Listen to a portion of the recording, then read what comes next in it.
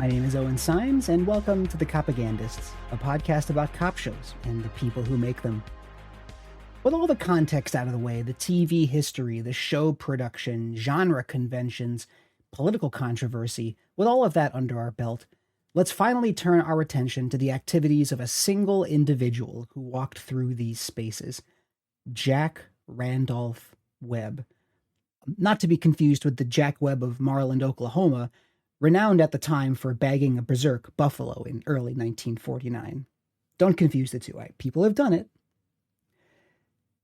Our Jack Webb was born on April 2nd, 1920, in Santa Monica, California. Not a lot is known about his parents, although it is certain that his father didn't stick around to raise his son. Webb's mother, penniless, moved to Los Angeles and settled in a poor part of town. With his mother busy looking for work and also having trouble with alcohol, Webb's rearing was left largely to his grandmother. He spent much of his childhood scrounging around through trash, but his grandmother did foster in him a love of reading and acting and art, things that his mother also encouraged when she was able. Early on, he discovered a particular interest in jazz music and Hollywood films, with The Big Parade and Mr. D Goes to Town being two of the earliest movies that he recalled seeing. And I do recommend The Big Parade. It's a World War I drama. It's really good.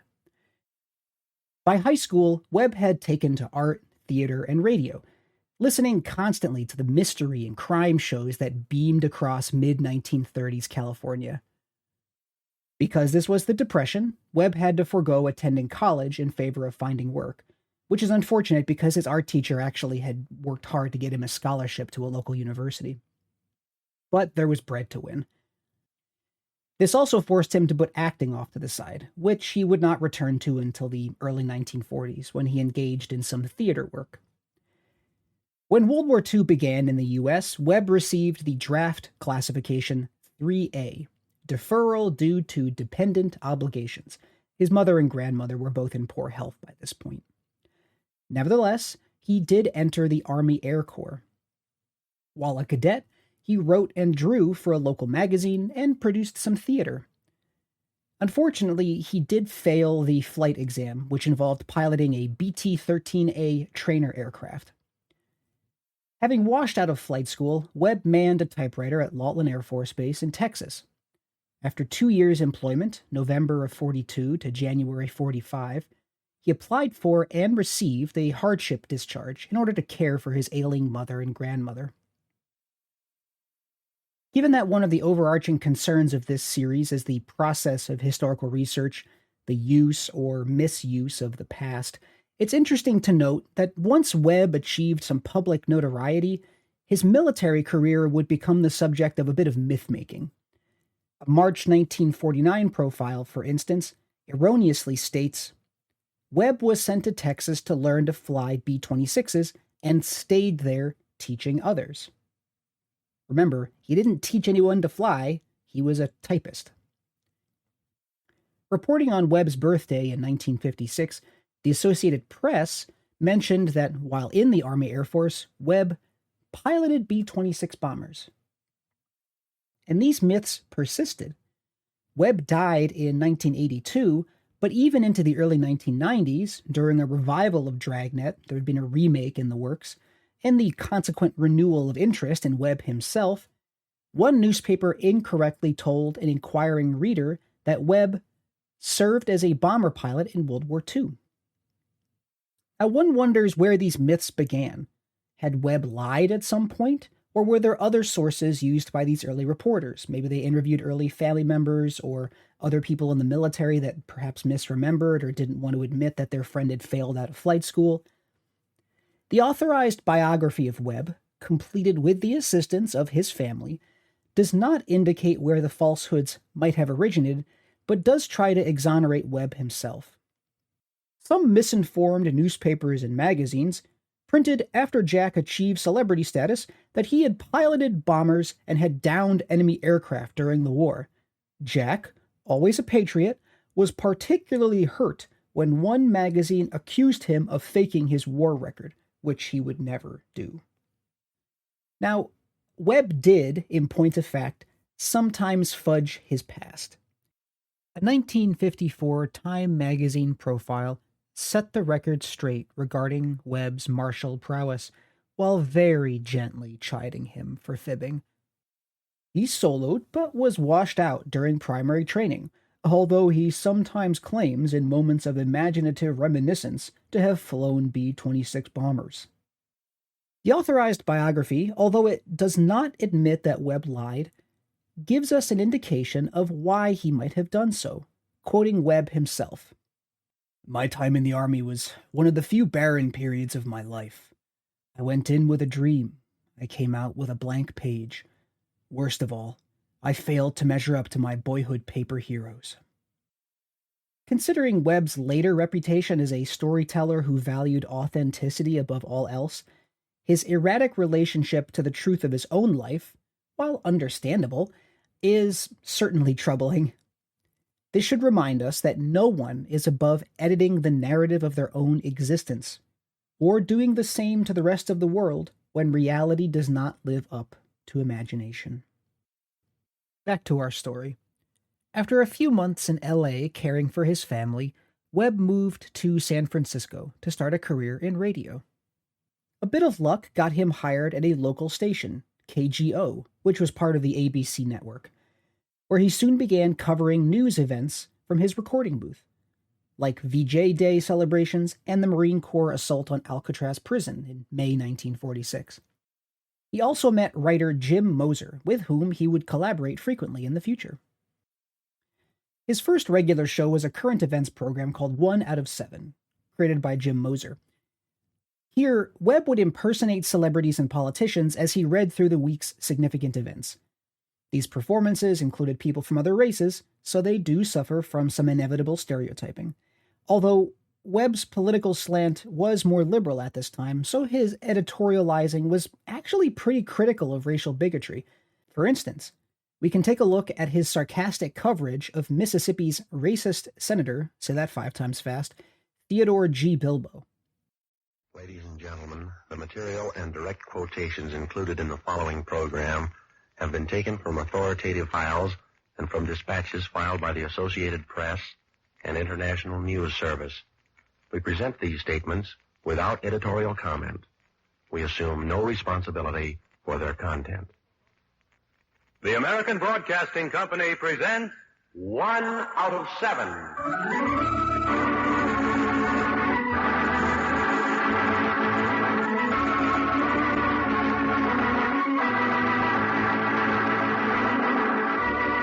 24 hours make a day, 7 days make 1 week. And from these past 7 days, the editors here in our San Francisco newsroom have chosen the one story which they have judged most worthy of retelling.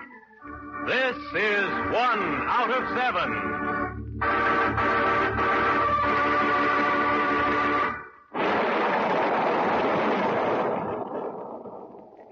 Theodore Gilmore Bilbo is an honorable man. As a member of the United States Senate, he is looked upon as such by the eyes of the law. Perhaps he is looked upon as such by many or most of his constituents. Though his voice occasionally grate upon the nerves and his views often confound the innocent, the fact remains, as a member of the Senate of the United States, Theodore Gilmore Bilbo is an honorable man, and we do not intend to prove otherwise. We merely wish to cite a few samples of his handiwork, and perhaps a supplementary side glance or two, just for the sake of contrast. Adjust your dials most carefully, citizens. Herewith presenting Senator Theodore Bilbo, picture number 1.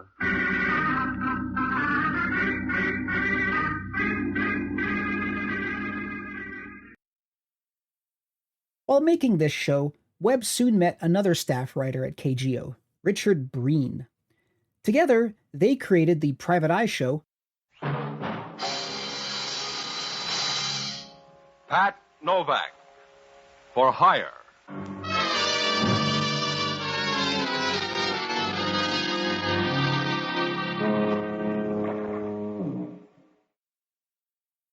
At Breen's urging, Webb began to modulate his voice to downplay his delivery, advice that Webb would take to his grave. This is how he would act pretty much constantly on the radio going forward. That's what the sign outside my office says. Pat Novak for hire. Or you can set it to music or put it up in neon. But down here on the waterfront in San Francisco, you're too busy staying alive to worry about the next guy unless he's pointing a gun. Most of the time, you got as much chance as a fly-papered fly on his solo flight. But it works out. Oh, I rent boats and do anything else to keep my stomach and my conscience running even. It's like juggling hot marbles on a high wire, but it's a living, and you haven't any more kick coming than a swimmer diving into an empty pool. The show aired for nearly 30 weeks in 1946 and enjoyed both ratings and critical success. This was really the show that put Webb on the map, radio-wise. He was now a minor celebrity. Radio scholar J. Fred MacDonald, writing in the 1970s, would describe the character of Pat Novak as one that, through the overextended similes, emerged as a powerful but unstable hero with emotional traits bordering on psychosis. In other words, this character was pure literary invention, iterating on genre rather than pulling from lived experience. But it still proved popular. Audiences were drawn to Webb's hard-boiled, albeit stereotyped, dialogue. In addition to the colorful dialogue, Pat Novak also engaged in the hard-boiled commonplace of pitting its detective hero against an antagonistic police department, personified here by Lieutenant Hellman.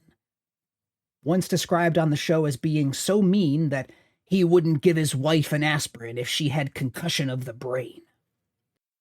By the end of the year, however, Breen and Webb would have a falling out, with both departing KGO for Hollywood. This brought Pat Novak to a temporary end. While in Hollywood, Webb would land a number of bit parts, small roles, most importantly for our story, a role in the 1948 semi-documentary crime drama, He Walked by Night. Now, this movie is notable for several things. It used the term Dragnet in its dialogue. It advised the audience that this case was real and that only the names are changed to protect the innocent. And it used the location of the Los Angeles Central Hall building as a primary focal point for the drama. All of this stuff would find its way into Webb's future work. Webb himself played a lab technician, a minor role with a couple of scenes and maybe one paragraph's worth of dialogue. While on set, Webb met LAPD Sergeant Marty Wynn, assigned as a technical advisor to the film. While chatting together, Officer Wynn lamented the current state of crime fiction because of its unreality. Now, they're all jazzed up and the detectives are all supermen, and they do it with mirrors. Real cops don't work like that. He asked his coworker, why didn't Hollywood make something better? Why didn't Webb? Heck, if Webb were interested, Wynn actually had access to the LAPD case files, which were in the public domain. Maybe Webb could use them in the creation of a realistic radio show. Initially, Webb was not interested in the idea. The airwaves were already inundated with crime shows, even ones that claimed to be realistic. He told Wynn, there are already a lot of similar shows, True Detective Mysteries, Gangbusters, and so on. Moreover, Webb was busy with other radio projects. He played Jeff Regan, investigator for CBS in the summer of 1948, and then returned to Pat Novak in February 1949. Although it had been off the air since 1947, listener interest had prompted the network to bring it back. Upon its return, radio critic Bill Bird commented that the smartly paced show was one of the few programs of the whodunit type that offers a suggestion of originality, which applies both to treatment and the principal characters involved. Even though he was back doing Pat Novak, maybe it was the very artifice of the show that left Webb open to the idea of doing something more realistic. For despite his initially negative answer to Sergeant Wynn, Webb found it hard to shake the cop's idea. He ruminated, and an idea crystallized in Webb's mind. To tell stories about regular, professional, routine police officers, without the melodrama, without the artifice, and without the sadistic violence so common in crime fiction at the time. As Webb later explained, Our idea is to let the listener eavesdrop on the police detective as he goes through his daily routine, and to hear him as he is, an average working man with an above-average amount of patience. This police detective was to be a regular Joe, not a super sleuth. Webb continues, I wanted him to be an honest, decent, home-loving guy, the image of 50,000 real peace officers who do their work without the help of beautiful, mysterious blondes, hefty swigs from an ever-present bottle, and handy automatics thrust into their belts or hidden in their socks. 6 months after their original chat on He Walked by Night, Webb met Officer Wynne again, this time at the Elysian Park Police Academy. He asked to ride along with Wynne and his partner, which began a long process of research as Webb hoovered up every detail of police work. As this research progressed, Webb brought the show to life with the help of producer William Rousseau, with whom he had worked on Pat Novak for Hire. Together, they approached Webb's old collaborator, Jim Moser, as the show's first writer. In addition to his radio work, Moser had done considerable journalistic work, writing the crime beat for the San Francisco Examiner, traveling to Shanghai to write for the North China Daily News, then the Sydney Morning Herald. Then he worked in the Merchant Marine during World War II, and after the war, he came to the Associated Press before going into radio. Webb, Moser, and Wynne put together a rough script to shop around to the radio networks. But the idea of doing a more realistic show didn't immediately set the broadcasting world ablaze. Webb's agent, for one, insisted that the very premise was bunk. You need a Sam Spade character, he told Webb at the time. He further warned that doing these fact-based stories opened Webb up to legal liability. You'd get sued for libel on every program. There was some interest among broadcasters themselves. Radio juggernaut CBS liked the idea, but not so much that it was willing to finance a pilot episode. Maybe they'd broadcast something if Webb funded the pilot himself, but they weren't willing to take any risk on the idea. NBC's Western Division program manager, Homer Canfield, was more forthcoming. In 1949, he got the network to agree to finance a trial run of 1 month's worth of episodes. If Webb proved successful, i.e. attracted a corporate sponsor, then the show could continue to air on NBC's schedule, now with the sponsor bankrolling additional episodes. But before the show could go into production, Webb wanted to get the cooperation of the LAPD. Perhaps he could have accessed their case files without official assistance. Wynne did claim they were in the public domain, but it would certainly make the process a lot easier if the cops cooperated. Unfortunately, the department had declined to work with a number of shows on account of their sensationalism. Given the controversy surrounding the LAPD at this time, their reticence to offer cooperation to outsiders they might not be able to control was understandable, so Webb would have to work pretty hard to get their trust.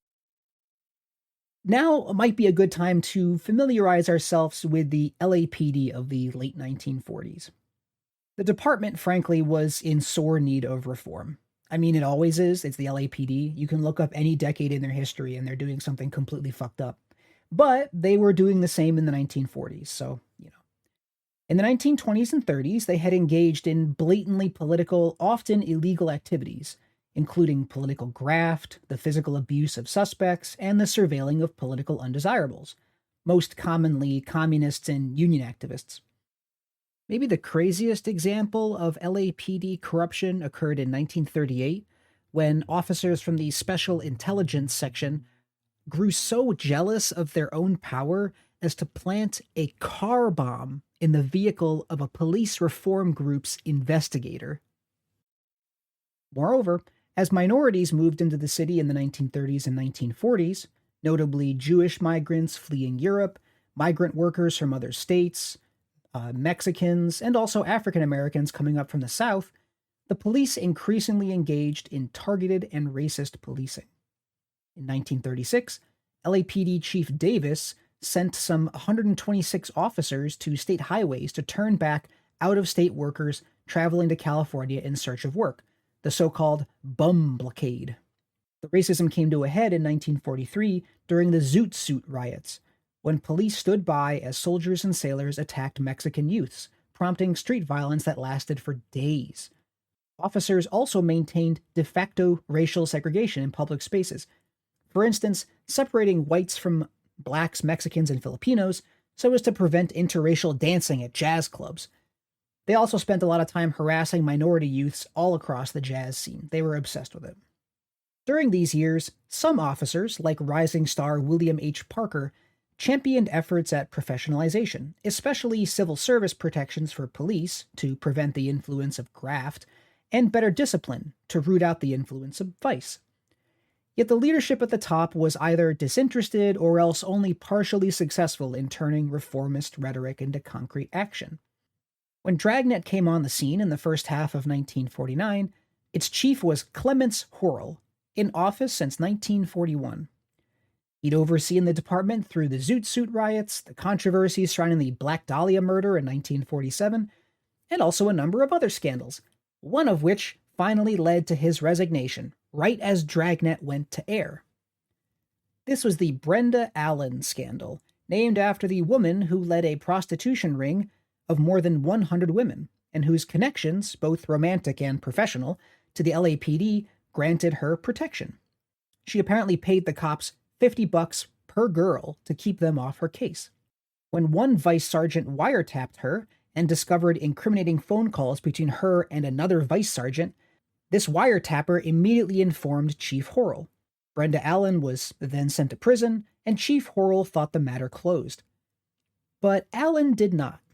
She was understandably angry at being double-crossed by the very cops she had been paying off, and so decided to use publicity as a weapon, spilling the beans about the protection money, her personal relationship with a vice sergeant, and also accusing that other vice sergeant of being on the take as well, the guy who had done the wiretapping. This garnered enough press attention that a grand jury was formed to weigh in on the matter. This jury indicted Chief Horrell and a number of other higher-ranking officers, including the heads of the Gangster Squad and the Red Squad, all on charges of perjury and extortion.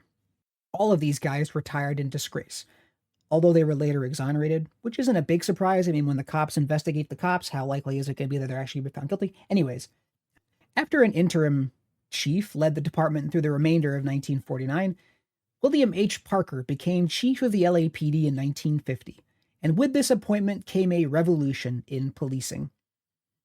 Now, the term professionalization had been around for decades by this point, and plenty of cops and other would-be reformers existed before and contemporaneously with Parker. It wasn't like he came up with this stuff by himself. But as scholar Elisa Sarah Kramer summarizes, it was Chief Parker that managed to be the first chief of a big city department in the post-war years to establish rigorous standards for hiring, training, and promotion, and to significantly reduce corruption and incompetence.